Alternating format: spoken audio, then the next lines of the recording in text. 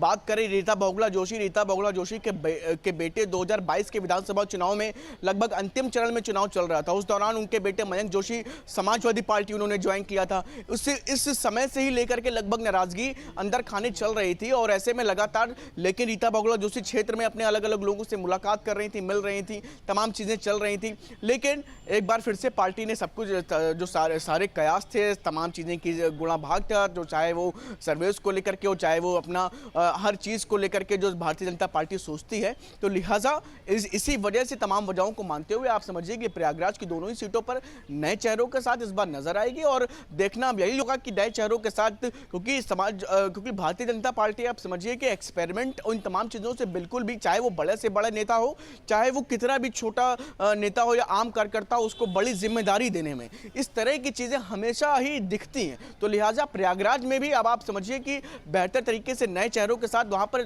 Bharatiya Janata party ने अपने प्रत्याशी उतारे। तो लिहाजा इसके पीछे एक बड़े ग्राउंड होगा और उन तमाम ग्राउंड्स पर ही वेरीफाइड या कह सकते हैं आपकी तमाम चीजों पर बेहतर पाने के बाद ही इन दोनों प्रत्याशियों को वहां पर उम्मीदवार बनाया गया है। बिल्कुल बिल्कुल सही बात। हमारे साथ में यहाँ पर गाजीपुर से सुशांत भी जुड़े हुए हैं। सुशांत, देखिए, अगर हम यहाँ पर गाजीपुर को देखें तो पारसनाथ का अफजाल अंसारी के खिलाफ उतरना, 2019 में अफजाल अंसारी ने चुनाव जीता। दूसरी बात ये, मुख्तार अंसारी की मौत के बाद में अगर हम वहाँ पर परिस्थितियों की बात करें तो पारसनाथ के कितने अनुकूल हैं वहाँ की परिस्थितियाँ?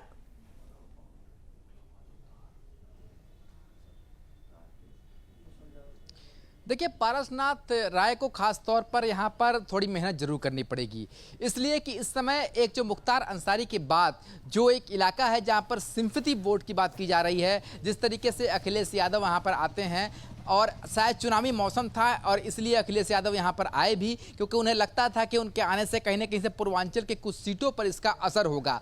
तो जिस तरीके से अगर बात की जाए गाजीपुर की, तो गाजीपुर में जो हमारे सीनियर लीडर्स हैं प्रयागराज के, उनको भी साथ में लेकर के ही चलना है और इस बार 400 पार ये हम लेके चल रहे हैं और ये होगा।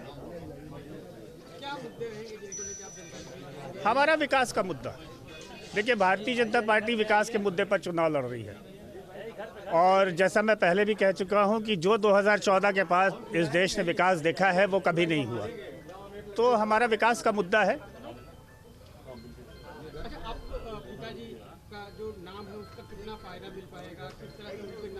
जी ज़रूर, फ़ायदा ज़रूर मिलेगा। उन्होंने अपनी एक रेपुटेशन बनाई हुई है समाज में और स्पेशली लोकसभा में जो शहर दक्षिणी का एरिया रहा है जो है वो उनका कार्यक्षेत्र भी रहा है और उनका जन्मस्थल भी रहा है।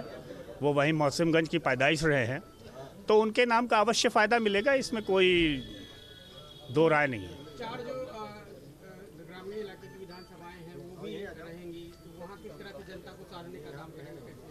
वहाँ जनता से मिलेंगे, कार्यकर्ता है। देखिए, भारतीय जनता पार्टी का कार्यकर्ता पूरे साल शांत नहीं बैठता, वो संपर्क में लगा रहता है, अभियानों में लगा रहता है और जन जन को भारतीय जनता पार्टी की नीतियाँ बताई गई हैं और हम अपनी नीति और विकास पर ही लड़ेंगे। अच्छा, जो दूसरी दलों के जो नेता बने हुए हैं वो भी पुराने राजनीतिक रहे हैं, वहाँ से सांसद रहे हैं, तो कैसे मुकाबला? देखिए, बहुत सम्मानीय है वो, परंतु जैसा मैंने पहले अभी कहा कि अभी उस गठबंधन के पास कुछ नहीं है, उनके पास कोई योजना नहीं है, कोई विजन नहीं है। सिर्फ एक काम उनके पास है कि आदरणीय प्रधानमंत्री मोदी जी को गालियां देना। तो गालियों से सीट नहीं जीतते। राजनीति का किसी पहला कैसा अनुभव रहा है आपका पहले का? राजनीति का मैं पिताजी के साथ 6-6, 7-7 इलेक्शन में साथ में रहा हूं, तो मेरा अच्छा अनुभव है और वो अनुभव हमारा यहाँ पर काम भी आएगा। जनता से क्या अपील करेंगे आप? जनता से मैं ये अपील करूंगा कि जो हमारा भारतीय जनता पार्टी का पार का नारा है उसको बिल्कुल वो होना चाहिए।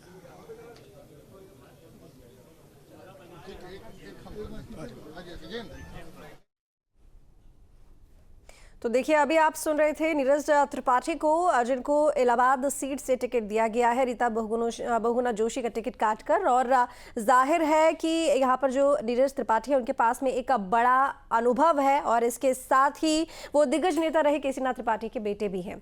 सुशांत हमारे साथ जुड़े हुए हैं, वो कुछ बोल रहे थे। सुशांत बोलिए, आप अपनी बात पूरी कीजिए।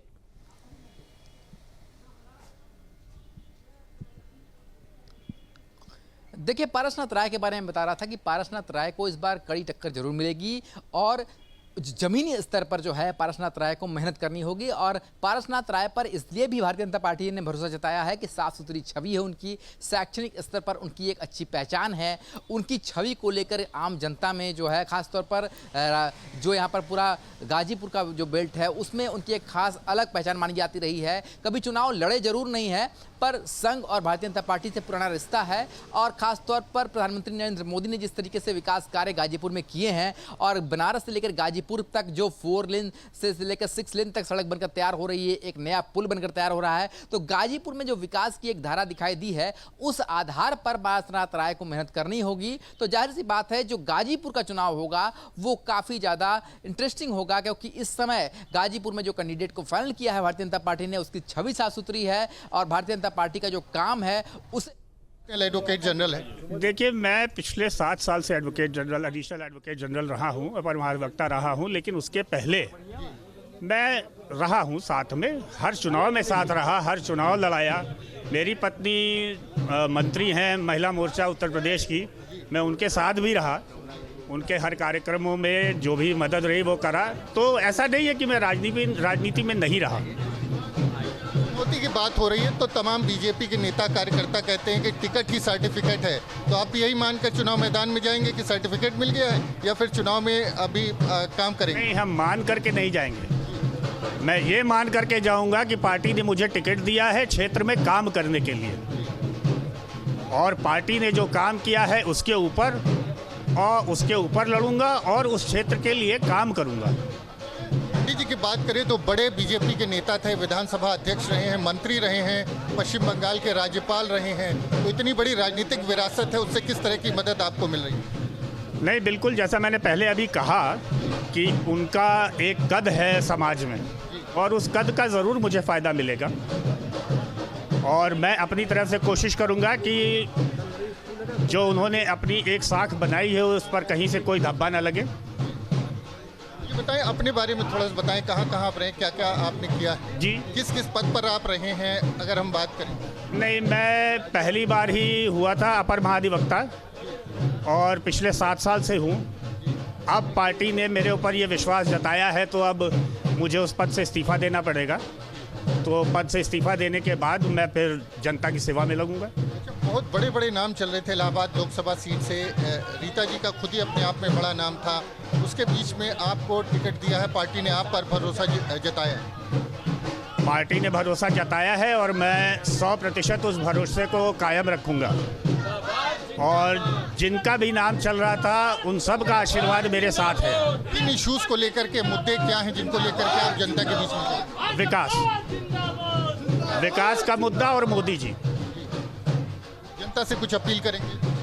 जनता से मैं अपील करूंगा कि इस बार मोदी जी की सरकार 400 पार का भरोसा है, और उसी भरोसे के साथ नीरज त्रिपाठी चुनाव मैदान में उतरने जा रहे हैं। तो निश्चित तौर पर एक बड़ा नाम जो एक बड़े राजनीतिक परिवार से आते हैं, नीरज त्रिपाठी को तमाम कयासों के बाद टिकट मिला है। अब देखना ये होगा कि नीरज त्रिपाठी किस तरह से चुनाव मैदान में उतरते हैं। चूँकि सक्रिय तौर पर राजनीति में किसी पद पर वो नहीं रहे हैं, लेकिन अब उन्हें लोकसभा का टिकट मिला है, तो उन्होंने भरोसा जताया है कि जनता उनका इस लोकसभा चुनाव में ज़रूर साथ और समर्थन करेगी। चलिए ठीक है, मानवेंद्र लौटेंगे आपके पास में, और हमारे साथ में शुभम भी लगातार बने हुए हैं। शुभम, देखिए, अगर हम यहाँ पर बलिया की बात कर ले तो बलिया में भी हमने देखा है मौजूदा सांसद विजेंद्र का टिकट काटकर यहाँ पर नीरज शेखर को टिकट दे दिया गया है। इसके पीछे क्या बड़ी वजह है, और आखिर नीरज के ऊपर इतना विश्वास बीजेपी को क्यों? देखिए, नीरज शेखर की अगर बात करें प्रत्याशी के तौर पर बलिया से तमाम नामों की चर्चा थी। वीरेंद्र सिंह मस्त वापस से टिकट पा जाएंगे, इसको लेकर के भी तमाम तरह के कयास थे। इसके साथ साथ वहां से अगर हम बात करें कौन कौन लोग जो है अपने प्रत्याशी होने की उम्मीद जता रहे थे, तो बलिया से उपेंद्र तिवारी जो उत्तर प्रदेश की सरकार में मंत्री रहे हैं, विधायक का अपना चुनाव हार गए थे, लेकिन उनका भी नाम चल रहा था कि उनको टिकट मिल सकता है, लेकिन उनको भी टिकट नहीं मिला है। पार्टी ने जो है नीरज शेखर को वापस से नीरज शेखर को एक बड़ा मौका दिया है, और इसके सबसे बड़ी वजह यह है कि साफ सुथरा जो व्यक्तित्व है, साफ सुथरा कैंडिडेचर है, इन तमाम चीज़ों का ध्यान नीरज शेखर को ध्यान में रखते हुए दांव पर लगाया गया है। क्योंकि आप समझिए कि साफ सुथरी छवि के साथ साथ नीरज शेखर, चंद्रशेखर आजाद जो पूर्व प्रधानमंत्री हैं, उनके परिवार से आते हैं और काफ़ी ज़्यादा गंभीर शैली के माने जाते हैं। तो ऐसे में बलिया से नीरज शेखर को लेकर के एक सबसे जो बेहतर चीज़ कि साफ सुथरे नाम के साथ साथ जो बीते जो सांसद रहे हैं, उनकी अगर उनसे कुछ लोगों की नाराजगी है तो उस नाराजगी को भी दूर करने के साथ बलिया को एक बेहतर प्रत्याशी के तौर पर भारतीय जनता पार्टी की तरफ से विकल्प दिया जाए, तो ये एक सबसे महत्वपूर्ण बात बलिया के प्रत्याशी के तौर पर नीरज शेखर में देखी गई। बिल्कुल मानवेंद्र, आपका रुख करूंगी। देखिए, क्योंकि अभी आप बहुत देर से नीरज जी से बात कर रहे थे, नीरज त्रिपाठी जिन्हें प्रत्याशी बनाया गया है, लेकिन देखिए यहाँ पर रीता बहुगुणा जोशी बहुत बड़ा नाम, उनके सामने नीरज त्रिपाठी को चुनना, हालांकि अगर हम उनके खुद के एक्सपीरियंस की बात करें, उससे ज्यादा उनके पास में जो राजनीति है ये विरासत में है, अनुभव उनके पिता का है। अगर हम उनके अनुभव की बात करें तो जाहिर है उनके पास नई सोच है और नीति है, लेकिन ये चुनौती उनके लिए किस तरह की रहने वाली है?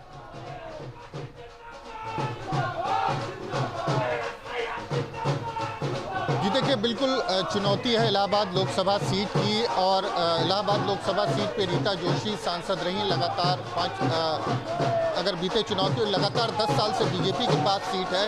उसके पहले 2014 में श्यामा चरण गुप्ता वहाँ से सांसद रहे थे। तो निश्चित तौर पर इतने बड़े नामों के बीच में नीरज त्रिपाठी का नाम आया है। वो किसी पद पर नहीं रहे हैं, 7 साल से एडिशनल एडवोकेट जनरल रहे हैं, लेकिन उनके पास जो विरासत है वो बड़ा नाम है पंडित केशरीनाथ त्रिपाठी के। और अगर इलाहाबाद लोकसभा सीट की बात करें तो ये सीट ब्राह्मण बहुल सीट है, 3 लाख के आसपास यहाँ पर ब्राह्मण मतदाता हैं, और इस आधार पर यह माना जा रहा था कि टिकट किसी ब्राह्मण कैंडिडेट को ही मिलेगा। और चूंकि नीरज त्रिपाठी का जो नाम है वो कभी किसी विवाद में नहीं रहे, सीधे साधे सज्जन व्यक्ति माने जाते हैं, कभी किसी गुटबंदी किसी खेमेबंदी में नहीं रहे, और इलाहाबाद हाईकोर्ट में वकालत करते रहे हैं, एडिशनल एडवोकेट जनरल रहे हैं। चूँकि सरकार उनकी रही है, तो इस तरह से नीरज त्रिपाठी को टिकट मिलना, एक तरह से जो तमाम खेमे थे, तमाम गुट थे, वो एक तरह से उनके बीच में एक ऐसा नाम आया जो किसी गुटबाजी में, किसी खेमेबंदी में शामिल नहीं था। शायद उनको लेकर के सभी गुट सहमत हो जाए, और इसी लिहाज से बीजेपी ने उनको टिकट दिया है, क्योंकि एक तरफ रीता जोशी थी, दूसरी तरफ और भी तमाम बड़े नाम चल रहे थे। उनके बीच से किसी एक ऐसे शख्स को ले आना जो किसी विवाद में नहीं था, जो किसी गुटबंदी में नहीं था अपने आप में, और साथ ही एक बड़े राजनीतिक परिवार से था। तो बीजेपी को लगता है कि जो इलाहाबाद लोकसभा सीट का मतदाता है वो उनका साथ देगा, और नीरज त्रिपाठी जो है वो उनको जीत मिलेगी। तो ब्राह्मण बहुल लोकसभा सीट है, 3 लाख यहाँ पर वोटर्स हैं, और ऐसे में अगर जो चुनाव होता है, अगर आप देखें तो यहाँ पर उनके घर पर मौजूद हैं, लगातार उनके समर्थक जो है जुट रहे हैं, और नीरज त्रिपाठी को यहाँ पर बधाई दी जा रही है। तो नीरज त्रिपाठी जो है वो एक ऐसे शख्स हैं जो अभी तक राजनीति में सक्रिय नहीं थे। हालांकि उनका कहना है कि वो लगातार 6-7 चुनाव में पिता के साथ जो है, उनके पिता पंडित केशरीनाथ त्रिपाठी के साथ चुनाव का उनको अनुभव है। सक्रिय तौर पर वो किसी पद पर पार्टी में नहीं रहे हैं, लेकिन अब जो है उनको एक तरह से जो लाभ है वो पिता की विरासत का लाभ मिलेगा। तो नीरज त्रिपाठी को लोग बधाई दे रहे हैं। नीरज त्रिपाठी को भरोसा है कि क्षेत्र की जनता उनको